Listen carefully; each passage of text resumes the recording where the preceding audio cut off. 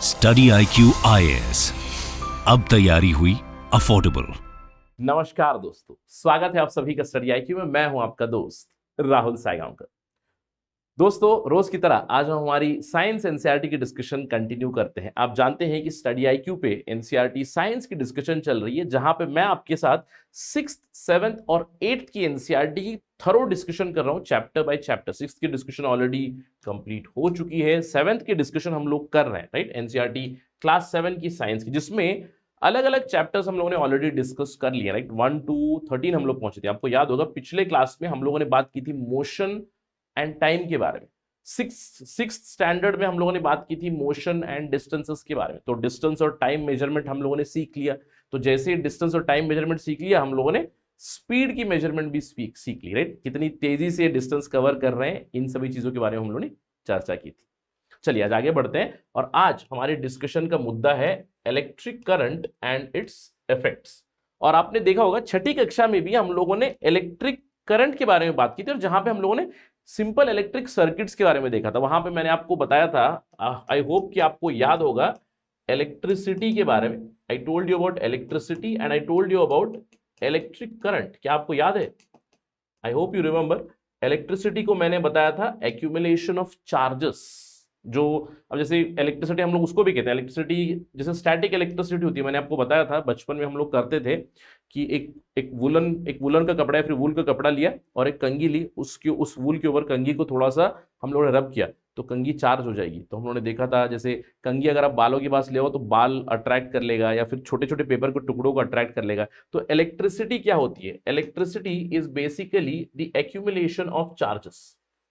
लेकिन electric current क्या होता है? Electric current is flow of these charges.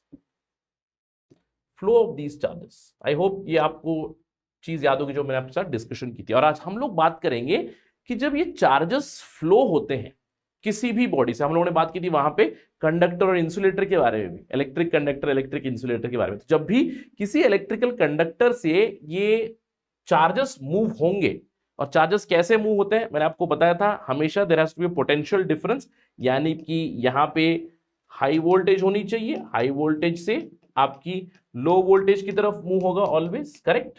तो हम देखेंगे कि जब ये इलेक्ट्रिक करंट मूव होगा, इलेक्ट्रिक करंट ट्रांसफर हो रहा है, तो इससे इफेक्ट्स क्या होते हैं, क्या क्या इफेक्ट होते हैं। दो इंपॉर्टेंट इफेक्ट्स के बारे में हम लोग पढ़ने वाले हैं, heating effect and magnetic effect के बारे में। चलिए शुरुआत करते हैं। लेकिन उससे पहले ध्यान रखना है आपको, डिस्कशन में जाने से पहले एक छोटा सा नोटिस है आप सभी के लिए, स्पेशली वो छात्र, वो एस्पिरेंट्स जो तैयारी करना चाहते हैं यूपीएससी सिविल सर्विसेज 2025 के लिए। अगर आप अपने इंजीनियरिंग में हैं, अगर आप एक होम मेकर हैं, अगर आप प्रिपरेशन करना चाहते हैं, अगर आप एक आकांक्षी हैं, 2025 के लिए तैयारी कर सकते हैं। Specially third year students, final year students in engineering, अगर आप अपनी डिग्री कॉलेज के सेकेंड ईयर में हैं, फाइनल ईयर में हैं, तब भी आप जा सकते हैं उसके लिए। 2025 की प्रिपरेशन हम लोग करेंगे, जहां पे 2024 में तो तैयारी चलेगी। इसकी क्लास की शुरुआत होगी मार्च 2023 में, तो 2024 में भी चलेगी ये, राइट। 2025 तक प्रिपरेशन चलती रहेगी, जहां पे 1,500 घंटे आपकी लाइव क्लासेस चलेंगी। तो ये कंप्लीट प्रोग्राम आपको मिलेगा इस प्राइस में, केवल 18,999 में। अगर इस प्राइस में चाहिए तो you have to use my code Rahul live. Do visit our website studiiq.com। इसके अलावा जो 2024 के आकांक्षी है, batch 4 is closing very soon. 28 फरवरी एडमिशन क्लोज हो रहा है, यू डू नो दैट, ठीक है। तो do not miss out on these dates, do not forget use the code Rahul live, ठीक है। चलिए आगे बढ़ते हैं। आज के डिस्कशन का मुद्दा इलेक्ट्रिक करंट और उसके इफेक्ट्स क्या है। देखिए, हम लोगों ने पिछले बार बात की थी इलेक्ट्रिक करंट के बारे में, इलेक्ट्रिसिटी के बारे में, इलेक्ट्रिक करंट के बारे में। हम लोगों ने सेल के बारे में बात की थी, सेल में चार्जेस मूव होते हैं फ्रॉम पॉजिटिव टू नेगेटिव, ये हम लोगों ने बात की थी। तो आज हम लोग डिस्कस करते हैं कि किसी भी सर्किट में हम लोग सर्किट डायग्राम कैसे ड्रॉ करते हैं। जैसे सिंपलेस्ट सर्किट डायग्राम में क्या क्या होता है, आपने देखा होगा कि अगर मुझे एक सर्किट ड्रॉ करना है तो मुझे पहले पावर सप्लाई चाहिए। तो मैं पावर सप्लाई को कुछ इस तरह से डिनोट करता हूँ, इस तरह से डिनोट करता हूँ। This would become positive, this would become negative, ठीक है, this would become negative, alright, ये नेगेटिव बन गया। और अगर मुझे एक बैटरी बनानी है, तो एक सेल हो गया, इसको हम लोग सेल कहते हैं, एक सेल। अगर मुझे एक बैटरी बनानी है तो मैं इसी को एक और सीरीज में लगा दूंगा, इसी का एक और सीरीज में लगा दूंगा, तो ये आपकी एक बैटरी बन गई, तो ये बैटरी का कनेक्शन हो गया। और जहां पे मैं लाइंस ड्रॉ करता हूं, ये लाइंस हो जाएंगी आपकी वायर्स, लाइंस हो जाएंगी आपकी वायर्स। तो किसी भी सर्किट में एक कॉमन सा सर्किट हो गया, एक पावर का सोर्स रहेगा, एक पावर का सोर्स हो गया, उसके बाद हमारा यहाँ पे आपका जो बेसिक बल्ब है, राइट, बल्ब सोर्स है, बल्ब, मुझे बल्ब जलाना है, तो बल्ब को मुझे कनेक्ट करना है, तो मुझे क्या चाहिए, मुझे एक स्विच भी चाहिए, मुझे एक स्विच भी चाहिए, है ना, तो मैंने एक स्विच भी दे दिया। इसके अलावा इन जनरल आपके पास एक फ्यूज भी होता है, तो आज हम लोग इस फ्यूज के बारे में बात करेंगे। फ्यूज भी होता है, तो एक सिंपल सा सर्किट कुछ इस तरह का होता है, जहां पे आपकी पावर की सोर्स है, जो मेन चीज आपको चलानी है, यहाँ पे बल्ब जलाना है आपको, बल्ब चल रहा है, यहाँ पे एक स्विच होगा, ये स्विच अभी फिलहाल ऑफ पोजीशन में है, तो जैसे ही मैं स्विच को ऑन करूंगा तो ये जुड़ जाएगा, यहाँ पे आ जाएगा, this is an on situation. साथ ही साथ फ्यूजेस वगैरह भी हमारे यहाँ पे होते हैं। तो ये कुछ सिंबल्स है आपके यहाँ पे जो मैंने आपको बताया है। इलेक्ट्रिक सेल का सिंबल है ये पॉजिटिव नेगेटिव। स्विच होता है कुछ इस तरह से, ऑन की पोजीशन है ये ऑफ की पोजीशन है। बैटरी, वायर जो मैंने आपको बताया था, फ्यूज। इसके अलावा आगे आने वाले क्लासेस में हम लोग बात करेंगे रेजिस्टर के बारे में, कैपेसिटर्स के बारे में, बेसिक कुछ आइडिया लेंगे वहां पे will talk about those also. तो ये बेसिक सर्किट। तो मैंने आपको बताया भी था कि बैटरी क्या होता है, battery is a combination of cells. इसीलिए मैंने आपको बताया था पिछले डिस्कशन में ही 6th स्टैंडर्ड की एनसीईआरटी में, कि जो हमारे घर पे जो बड़ी वाली बैटरी होती है ना, ये जो बड़ी वाली बैटरी होती है ना, ये बड़ी वाली बैटरी, उसके अंदर भी सेल होते हैं। जितने उसके अंदर ऊपर ढक्कन रहेंगे ना, आपने देखा होगा इस तरह से, जितने ढक्कन होंगे उन ढक्कनों के ऊपर फिक्स किया हुआ है, कैप होता है, तो जितने ढक्कन होंगे उतने सेल होते हैं। और उसके ऊपर आप स्पेसिफिकेशन पढ़ोगे तो हर एक सेल का एक स्पेसिफिकेशन रहेगा। जैसे मुझे पता है कि मेरे घर पे जो बैटरी लगी हुई है उसमें 6 स्लॉट्स लगे हुए हैं, तो हर एक जो स्लॉट है वो 2 वोल्ट पावर देता है, तो सारी की सारी मिलाकर 12 वोल्ट पावर आता है ना, 12 वोल्ट पावर। और कितना करंट देगा वो भी उसके ऊपर लिखा रहेगा, सारी उसकी स्पेसिफिकेशन रहेगी, जिससे मुझे पता चलता है कि भैया मेरे घर पे अगर बैटरी बैकअप चाहिए, अगर इन्वर्टर लगा है तो कितनी देर चलेगा, वो बैटरी की कैपेसिटी पे चलेगा ना। तो इसलिए जैसे 3-4 घंटे अगर आप ज्यादा कैपेसिटी वाली बैटरी लगा दो, ज्यादा सेल्स वाली बैटरी लगा दो, ज्यादा देर चलेगा। ये तो मैंने आपको बताया था ऑलरेडी, ठीक है। तो ये एक सिंपल सर्किट है जहां पे हम लोग इस फ्यूज के बारे में बात जरूर करेंगे, ठीक है, बेसिक है। अब सवाल ये उठता है कि जब मैंने सर्किट कंप्लीट कर दिया, यानी कि जब मैंने तारे जोड़ दी, सर्किट कंप्लीट हो गया, तो इसका मतलब क्या है? इसका मतलब है आपकी इलेक्ट्रिक करंट पास होगी, यानी कि आपकी चार्जेस ट्रांसफर होना शुरू हो जाएंगी। और ऑफ कोर्स हमें पता है कि जब मैं इलेक्ट्रिक चार्ज मूव होना, यानी इलेक्ट्रिक करंट मूव होना कहते हैं, तो इलेक्ट्रॉन मूवमेंट होता है। इलेक्ट्रॉन मूव कहां से होता है? नेगेटिव टर्मिनल से पॉजिटिव टर्मिनल, यानी कि नेगेटिव इलेक्ट्रोड से पॉजिटिव इलेक्ट्रोड, ये इलेक्ट्रॉन की मूवमेंट है। लेकिन जब भी हम लोग इलेक्ट्रिक करंट की बात करते हैं, हम लोग कहते हैं it moves from positive to negative, कि हम लोग अज्यूम करते हैं पॉजिटिव चार्ज भी मूव हो रहा है, but let us not get into that distinction. But बस समझ जाइएगा कि जैसे ही मैंने तारे जोड़ दी का मतलब क्या है? इलेक्ट्रिक करंट मूव होना पास हो गया, यानी कि ये पूरा सर्किट एनर्जाइज हो गया। वायर से मूव हो रहा है, इस फ्यूज से मूव हो रहा है, आपकी स्विच मैंने ऑन कर दिया, स्विच से मूव हुआ, सर्किट कंप्लीट हुआ, तब जाकर ये बत्ती जली, यानी कि आपको मिला लाइट। ऑलराइट, क्या हुआ यहां पे? आपका जो सेल यानी कि केमिकल एनर्जी, ये जो केमिकल एनर्जी थी इस सर्किट के थ्रू ट्रांसफॉर्म हो गई आपकी लाइट एनर्जी में। और आप ये भी जानते हो कि जब ये इलेक्ट्रिसिटी पास होगी तो केवल लाइट ही नहीं, दूसरे इफेक्ट्स भी होते हैं। अब दूसरे इफेक्ट्स क्या होते हैं? यही है हीटिंग इफेक्ट। इलेक्ट्रिक करंट की वजह से एक हीटिंग इफेक्ट जरूर होता है पूरे सर्किट में। अब सवाल उठता है कि हीटिंग इफेक्ट होता क्यों है? देखिए, हम लोगों ने बात की थी, electric current passes through a conductor, it does not pass through an insulator।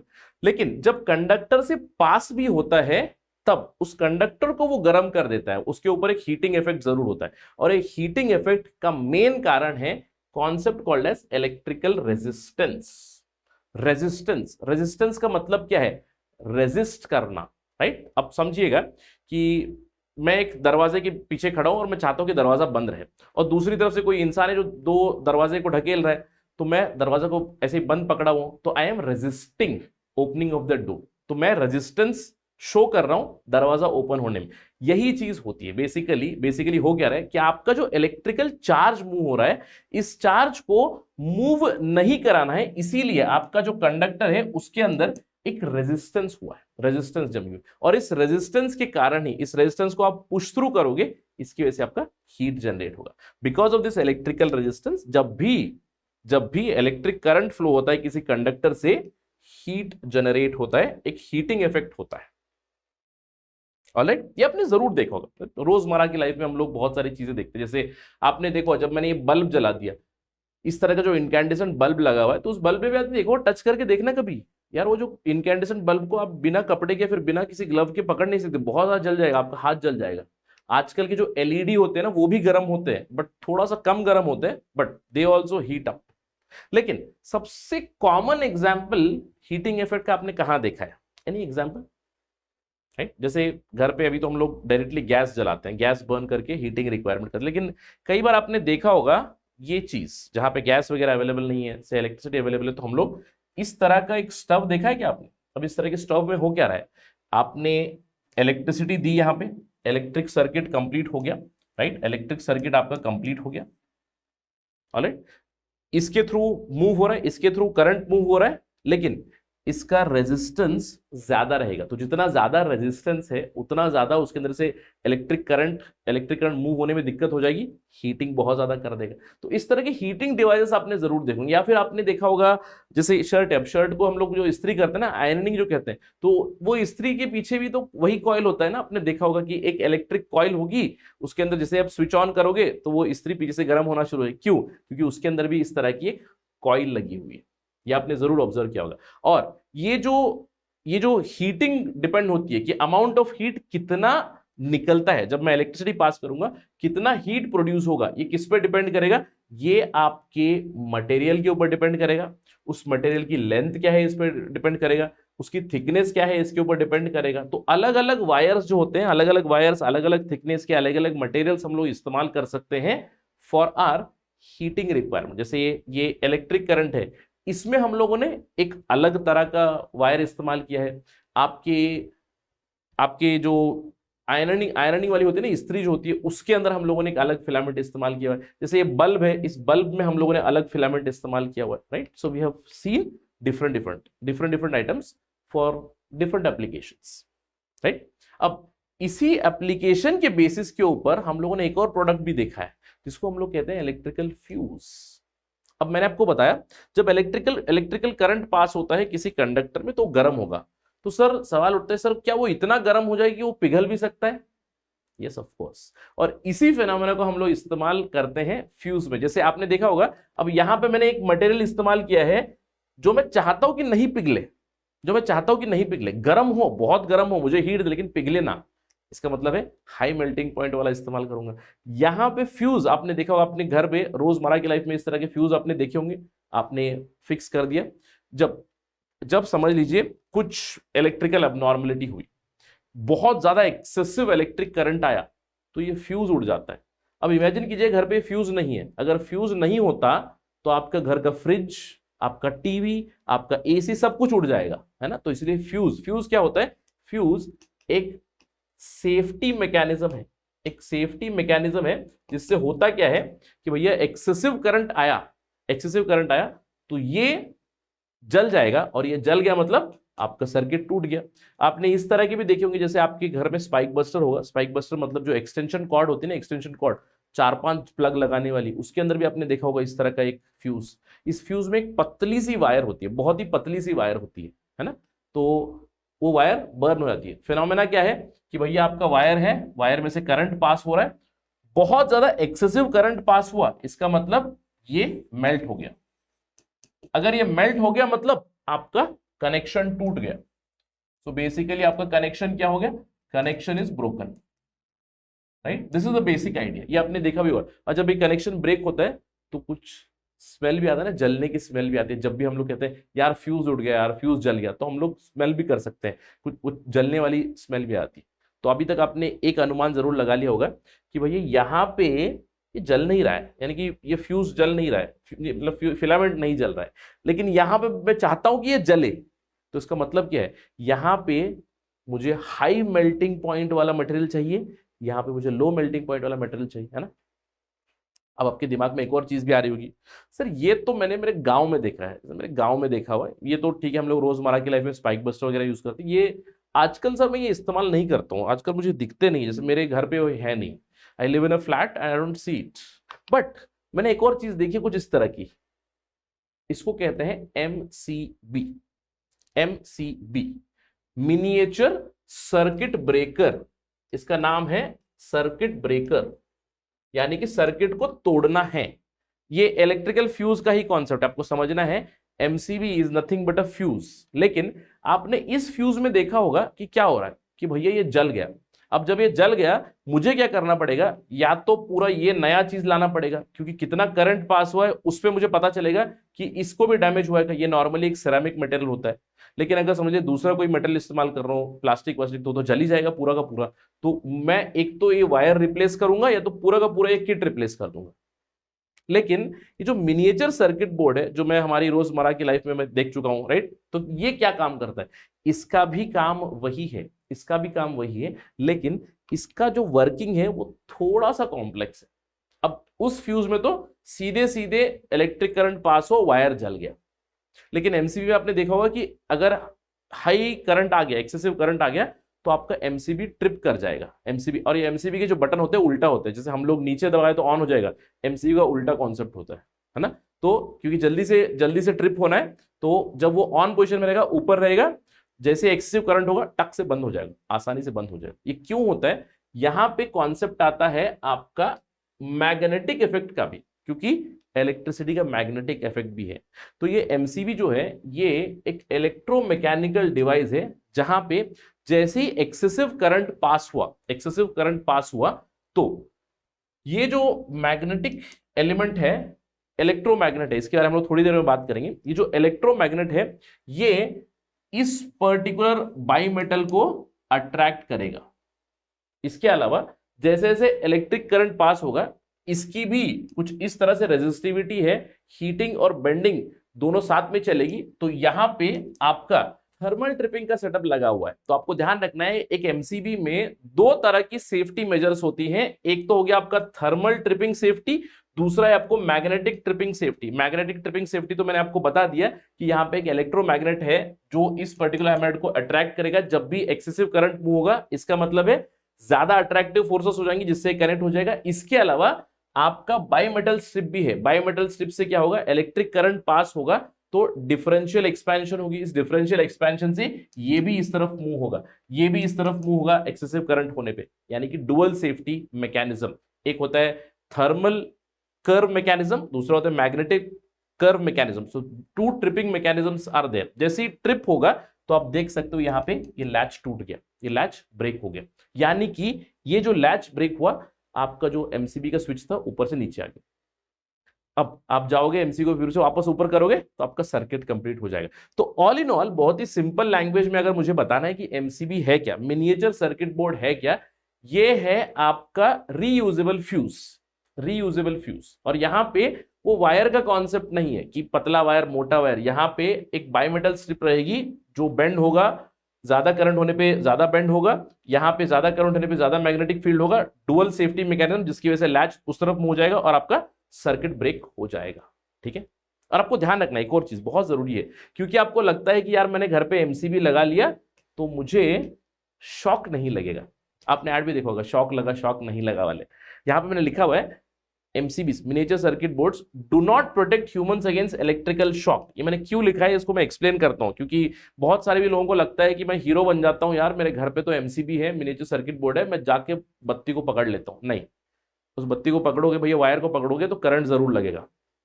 आपको ध्यान रखना है कि आपको बचाएगा कब, एमसीबी आपको बचाएगा, लेकिन जरूर कैसे। आपने देखा होगा जब आपके घर पे इलेक्ट्रिशियन वगैरह भी आया होगा तो वो क्या करेगा, वो बोलेगा भैया मुझे लकड़ी का स्टूल देना, प्लास्टिक का स्टूल देना, पैर में चप्पल भी पहने होंगे प्लास्टिक वाले, राइट। और अगर वायर को टच भी करेंगे, अगर सर्किट कंप्लीट हो जाएगा तब जाकर एमसीबी आपका ट्रिप कर जाएगा।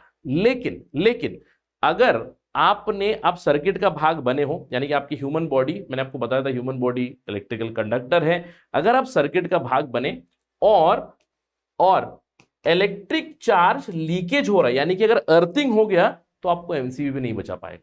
तो इसीलिए हमेशा कहता हूं ज्यादा हीरो नहीं बनना है ना, सबको लगता है एमसीबी है तो भैया एकदम चिल हो जाएंगे और वायर को पकड़ लेंगे, लेकिन ऐसा नहीं है। MCBs do not protect you from electrical shock, specially अगर अर्थ लीकेज हो रहा है, यानी कि अगर अर्थिंग हो गया तो वो आपको प्रोटेक्ट नहीं कर पाएगा। तो इस चीज को हमेशा ध्यान रखना है, ठीक है। और ज्यादा हीरो नहीं बनना है, या फिर ज्यादा हीरोइन नहीं बनना है, ठीक है। जेंडर न्यूट्रल यूज करता हूं मैं, ठीक है। ऑलराइट, सो इसके अलावा जैसे कि मैंने आपको बताया कि एमसीबी है क्या, it is basically a fuse. अब नॉर्मल फ्यूज में आपने देखा कि पिघल जाता है ना, पिघल जाता है, लेकिन इसमें पिघलता नहीं है। अब क्यों? क्योंकि हम लोग मटेरियल अलग इस्तेमाल करें, टेक्नोलॉजी अलग इस्तेमाल करें, लेकिन जैसे हीटिंग के जब हम लोग बात की तो अलग अलग फिलामेंट इस्तेमाल करते हैं अलग अलग जगह पे। जैसे मुझे ये चाहिए, मुझे एक स्टव चाहिए, तो इस स्टव में मैं एक प्रकार का अलॉय इस्तेमाल करता हूं जहां पे दो धातु मिले हुए हैं, निकल और क्रोमियम, इसको कहते हैं निक्रोम। 80% निकल 20% क्रोमियम है। इसको मैं यूज करता हूँ हीटिंग एलिमेंट्स में। जैसे इस्त्री में भी यही होता है, आपकी हीटिंग एलिमेंट में यही होता है। यहाँ पे क्या होता है कि जैसे गर्मी हो रही है तो इसका एक क्रोमियम आपका रिएक्ट करता है ऑक्सीजन से, और क्रोमियम ऑक्साइड की एक लेयर बन जाती है। इसलिए आपने देखा होगा एक सफेद सफेद वाली परत बन जाती है। सफेद सफेद वाली परत इसको बचाती भी है ओवर हीटिंग और मेल्टिंग से, ठीक है। ये आपने देखा होगा क्रोमियम, इसीलिए नाइक्रोम यूज करते हैं। इसके अलावा बल्ब तो आपने देखा होगा, इस बल्ब में हम लोग यूज करते हैं टंगस्टन, टंगस्टन, राइट, टंगस्टन। अब टंगस्टन का हाई रेजिस्टिविटी है, साथ ही साथ हाई मेल्टिंग पॉइंट है। इस निक्रोम का भी बहुत ही हाई मेल्टिंग पॉइंट रहेगा। लेकिन जो छोटे मोटे फ्यूज हम लोग इस्तेमाल करते हैं ना, घरों पे फ्यूज इस्तेमाल करते हैं, वहां पे स्पेशल मटेरियल बना होता है लेड और टिन का, लेड और टिन का, जिसका मेल्टिंग पॉइंट बहुत लो है, लो मेल्टिंग पॉइंट है। क्यों? क्योंकि जैसे ही इलेक्ट्रिसिटी ज्यादा होगी, ओवर इलेक्ट्रिसिटी हो गई, तो मैं चाहता हूं कि वो तार पिघल जाए, तो इसीलिए मैं लेड और टिन का एलॉय इस्तेमाल करता हूं, ठीक है। तो ये तो हम लोगों ने समझा basically heating effect, electric current का हीटिंग इफेक्ट जरूर है, और हीटिंग इफेक्ट में हम लोगों ने देखा दूसरी चीजें, राइट। ये heating effect we started with this. इसके अलावा हम लोगों ने देखा फ्यूज में हम लोग हीटिंग इफेक्ट ही इस्तेमाल करते हैं। अब एक स्पेशल तरह का फ्यूज है जहां पे हम लोगों ने दूसरी प्रॉपर्टी भी थोड़ी सी देख ली, that is the electromagnetic property. और ये हमारी सेकेंड प्रॉपर्टी है कि भैया इलेक्ट्रिक करंट का मैग्नेटिक इफेक्ट भी है। और इसको आपने देखा होगा, इस तरह का आप एक सर्किट बनाइएगा घर पे, ये जो इसको सेल इस्तेमाल कीजिए, कोई नहीं, आप देख लोगे, दो वायर एक बैटरी को कनेक्ट करना और एक छोटा सा एक कीला लेना, एक कीला लेके उसके ऊपर वायर बाउंड करके उन दोनों वायर्स को एक सेल से कनेक्ट करना। तो ये बेसिकली बन जाएगा क्या? ये आपका बन जाएगा एक इलेक्ट्रोमैग्नेट, इलेक्ट्रोमैग्नेट बन जाएगा। और ये इलेक्ट्रोमैग्नेट का कॉन्सेप्ट हम लोग अलग अलग जगह पे इस्तेमाल करते हैं। जैसे मैंने आपको बहुत बार बताया, इसके बहुत सारे यूजेस है। जैसे डॉक्टर्स यूज करते हैं इलेक्ट्रोमैग्नेट्स को, छोटे छोटे मैग्नेट की पीसेस जो एक्सीडेंटली बच्चे अगर खा जाते हैं, फिर आंख में चला जाता है, या फिर अलग अलग जगह पे हम लोग इसका इस्तेमाल करते हैं, राइट। इलेक्ट्रोमैग्नेट्स का इस्तेमाल फैंस में होता है, टॉयस में होता है, हर जगह पे हम लोग इस्तेमाल करते हैं इस चीज को। जैसे कि मैंने आपको फैन का ऑलरेडी बताया था कि फैन की वाइंडिंग, जैसे ही सोलेनॉइड इफेक्ट या फिर इलेक्ट्रोमैग्नेटिक इफेक्ट, वायर को वाउंड किया तो आपका ये मैग्नेटिक बन गया। तो दो मैग्नेटिक लाइक पोल्स रिपेल, तो रिपेल करके हम लोग मोटर की रोटेशन भी करवाते हैं उससे, है ना। तो इलेक्ट्रोमैग्नेट्स हम लोग बना सकते हैं। इसके अलावा इसका सबसे कॉमन एग्जाम्पल आपने देखा होगा ये वाला, जो घंटी बजती है ना, स्कूल की घंटी जो बजती है, स्कूल की घंटी का कॉन्सेप्ट ये इलेक्ट्रोमैग्नेट पे ही चलता है। इलेक्ट्रोमैग्नेट पे क्यों चलता है कि आपने देखा होगा कि उसकी जो बेल की घंटी होती है ना, आप घंटी पकड़ो तो कंटिन्यूअसली यहां पे क्या होता है, आपका सिग्नल जो है ना, आपका जो इलेक्ट्रिक चार्ज है, इलेक्ट्रिक चार्ज या फिर इलेक्ट्रिक सर्किट जो है, कनेक्ट डिस्कनेक्ट हो रहा है, जिसकी वजह से ये मैग्नेट बन रहा है, डीमैग्नेटाइज हो रहा है, मैग्नेट बन रहा है, डीमैग्नेटाइज हो रहा है। इसी वजह से टंग टंग टंग टंग घंटी बज जाती है। तो यहाँ पे आपने क्या किया है, एक छोटा सा वायर कॉइल लिया, जिसको हम लोगों ने एक आयरन पे इसको वाउंड कर दिया, यानी कि अभी एक इलेक्ट्रोमैग्नेट बन गया। जैसे इलेक्ट्रोमैग्नेट बना तो ये मैग्नेट बनेगा, डीमैग्नेटाइज होगा, इलेक्ट्रिक करंट पास करते ही मैग्नेट बनेगा, फिर डीमैग्नेटाइज होगा। अगर मैग्नेट बना तो जाकर इस घंटी से चिपकेगा, फिर डीमैग्नेट हुआ, फिर हट जाएगा। तो जैसे ही हम लोग पकड़ेंगे तो कंटिन्यूअसली साइकिल रिपीट होता है कि भैया इलेक्ट्रोमैग्नेट बना, नहीं बना, और एक घंटी बजती है। बड़ा मजा आता है ना, स्कूल खत्म हुआ तो घंटी बजी। तो ये घंटी जो बजती है, that is also on the idea of magnetic effect, की इलेक्ट्रिक करंट को इस्तेमाल करके हम लोग दूसरे कंडक्टर्स को, जैसे स्पेशली लोहा से जो चीजें बनी हुई है, लोहे धातु से बनी हुई है, तो उसको हम लोग एक इलेक्ट्रोमैग्नेट बना सकते हैं। और इसके बहुत सारे एप्लीकेशन है, बहुत सारे application. This is electricity based magnetism, electromagnetism जो हम लोग इस्तेमाल करते हैं, राइट। तो बेसिक आइडिया हमें पता चल चुकी है। ये हमारे डिस्कशन का आज का अंत है, इलेक्ट्रिक करंट और circuits and its properties. Heating भी करता है जिसके हम लोग बहुत सारे एप्लीकेशन निकाल दिए, और मैग्नेटिक इफेक्ट भी होता है जिसके हम लोग बहुत सारे एप्लीकेशंस ऑलरेडी निकाल चुके हैं, right. So see you in the next class. लेकिन जाने से पहले आपको ध्यान रखना है, अगर आप मुझे फॉलो करना चाहते हैं, अगर आपको कोई भी सजेशन है, कोई मैसेज है, you can always reach out to me on this particular ID. I do respond on Saturdays and Sundays on IG. Thank you for watching this video. Jai Hind. Study IQ IAS, अब तैयारी हुई affordable.